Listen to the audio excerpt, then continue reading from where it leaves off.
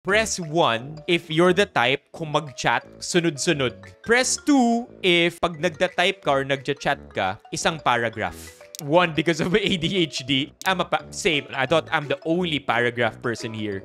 Para sa mga nag-press 1 dyan na kung mag-type sila sunod-sunod imbis na paragraph, pakisigurado lang po na nasa tamang order. Because imagine yung first notification mo na ko mahal. And then everything else gets covered up. I would be losing it kung ito yung nakita ko. I'm not always typing by paragraphs. But when I'm really busy or when I'm on the go, siguro yun yung sunod-sunod. Pero kapag nakaupo lang ako and I have time to text, that's when it's gonna be paragraph. I had a convo with friends na walang message, puro voice chat. Bro, I do not like voice chats. It's stressful for me. What do I do? I'm in a public space. How do I listen to this? Your voice chat, it's 2 minutes long. I don't have 2 minutes. You could have just typed that. Babasahin ko and I'll reply to it. I could never, man. I could never.